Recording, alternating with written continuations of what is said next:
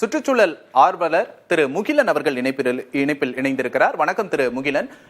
சுற்றுச்சூழல் ஆர்வலர்கள், சுற்றுச்சூழலுக்கு ஆதரவாக ஒரு போராட்டத்தை முன்னெடுப்பவர்கள், தொடர்ந்து ஒரு அநீதியை வெளிக்கொண்டு வருபவர்கள் அப்படிங்கிறவங்களுக்கே அச்சுறுத்தல் இருக்கிறது அப்படிங்கிறது தொடர்ந்து நீண்ட காலமாக இருக்கிற ஒரு சூழல் அப்படிங்கிறத நம்ம பார்க்கிறோம். இப்ப சகாயம் IAS அவர்களோட குற்றச்சாட்டை எப்படி பாக்குறீங்க? அவருக்கு பாதுகாப்பு அரசு கொடுத்திருக்கணும் அப்படிங்கிற கருத்தை எப்படி எடுத்துக்கிறீங்க? இது மிகச் சரியானது. காரணம் சகாயம் அவர்கள் இப்போ பாதுகாப்பு விளக்கிறது மட்டுமல்ல, 2012 அவர் 16,000 கோடி ரூபாய் முறைகேடு நடந்திருக்குதுன்னு தொழில்துறை செயலாளருக்கு அறிக்கை கொடுத்து அவர் மாவட்ட ஆட்சித்தலைவராக, மதுரை மாவட்ட ஆட்சித்தலைவராக இருந்து பணிமாற்றம் செய்யப்பட்ட பொழுதே அவருக்கு பாதுகாப்பு கொடுக்கப்படல.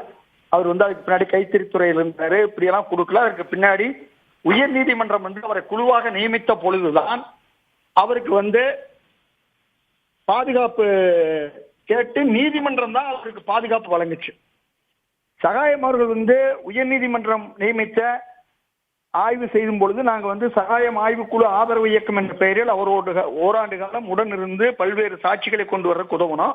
அப்ப எங்களோடு எங்க குழுவில் இருந்த பல்வேறு சாட்சிகளை கொண்டு வர உதவிய அஜிதாப்பட்டி ரவிச்சந்திரன், அதே போல பிணங்கள் புதைத்ததை காட்டி கொடுத்த சேவர் கொடியோன் போன்றவருக்கெல்லாம் சகாயம் சாரே நீதிமன்றத்தில் சொல்லி பாதுகாப்பு வாங்கி கொடுத்தார்.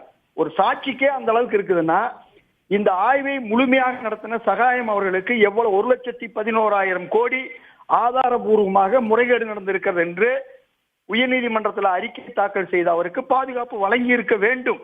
அந்த பாதுகாப்பு தற்போது அரசு விலக்கிக் கொண்டது என்பது ஒரு மிகப்பெரிய ஒரு அவலமான செயல் என்று நாங்கள் பார்க்கின்றோம்.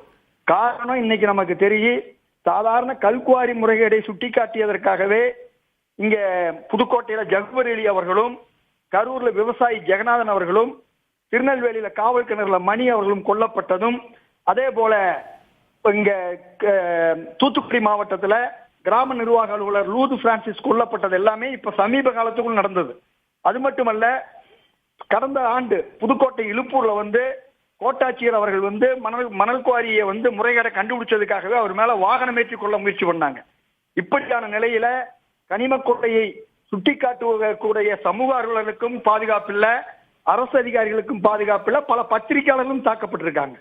இப்படியான நிலையில 1,11,000 கோடி முறைகேட்டை ஓராண்டு காலம் முழுக்க தன்னுடைய முழு நேர வேலையாக வைத்துக் கொண்டு உயர் நீதிமன்றமும் உச்ச நீதிமன்றமும் அறிவுறுத்தபடி ஆய்வு செய்து அறிக்கை கொடுத்த சகாயம் அவர்களுக்கு பாதுகாப்பு விலக்கி கொண்டது என்பது மிக மிக துரதிர்ஷ்டவசமான. இப்போ இந்த விஷயம் நீதிமன்றத்துக்கு வந்துருச்சு, விரிவான விசாரணைக்கு உட்படுத்தப்பட்டு இருக்கிற இந்த நிலைமையில சகாயம் அவர்களுக்கு அச்சுறுத்தல் தருவதனால இந்த விஷயத்துக்குள்ள என்ன மாற்றம் நடந்துரும் அப்படின்னு நினைக்கிறீங்க சார்? நீங்க சாதாரண விஷயம் சார், நீங்க ஒரு வழக்கு இப்ப பல வழக்கில் நீங்க பாத்துட்டு இருக்கீங்க. ஒரு அச்சுறுத்தல் உண்மையை சொல்ல விடாம தடுத்தாவே அதுல எத்தனை மாற்றங்கள் நடக்குதுன்னு உங்களுக்கு தெரியும். இந்த விசாரணை வருதுங்கிறது இப்ப உச்ச நீதிமன்றத்துக்கு, அவர் உயர் நீதிமன்றத்துக்கு கொடுத்த அறிக்கை முழுமையான வகையில வரும் பொழுது, இப்ப ஏன்னா இங்க மதுரையை பொறுத்த வரைக்கும் கிரானைட் குவாரி நடத்தியது இன்னைக்கு தமிழக முதல்வராக இருக்கக்கூடிய ஸ்டாலின் அவருடைய குடும்பத்தை சேர்ந்தவர்கள் நடத்தியிருக்காங்க. ஒலிம்பியா கிரானைட் என்பது அழகிரி அவருடைய பையன் தயா அழகிரி அவர்கள் அந்த குவாரி நடத்தியிருக்காங்க. PRP மட்டுமல்ல, இப்படி ஆளுங்கட்சியில் இருக்கக்கூடியவர்கள் நேரடி தொடர்பு இருக்காங்க. அப்படி இருக்கும் பொழுது இவருடைய குழு சார்ந்தவர்களுக்கு எவ்வளவு நெருக்கடிகளை எதிர்கொண்டார் என்பது அந்த ஆய்வு காலத்துல தெரியும். ஒரு சுடுகாட்டுல ஒரு பணத்தை புதைச்சிருக்காங்க, அதை ஆய்வு செய்யணும்னு சொல்லி 2 நாள் ஒரே இடத்துல படுத்திருந்துதான் அவரால் அதை செய்யவே முடிஞ்சது. அப்படி ஒத்துழைப்பு இல்லாத நிலைதான் அன்றைய கட்சி நிலையே.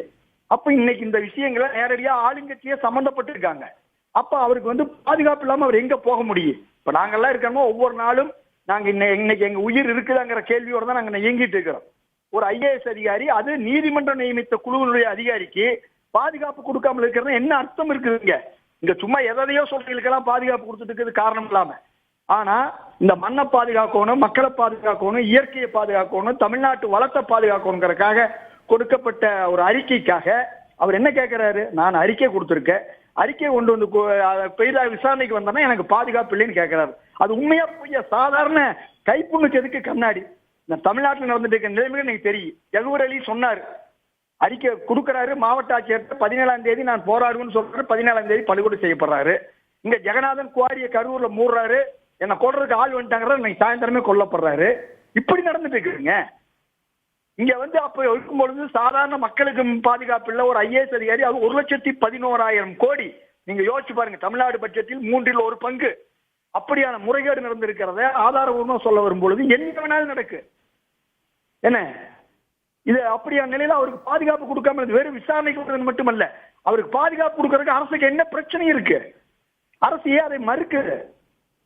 நிச்சயமா இது சம்பந்தமா நடந்த தொடர் கொலைகளை, தமிழகத்தில் நடந்த கொலைகளை சம்பந்தப்படுத்தி இது ஒரு மிகப்பெரிய குற்றச்சாட்டை நீங்க முன் வச்சிருக்கிறீங்க. நன்றி முகிலன்.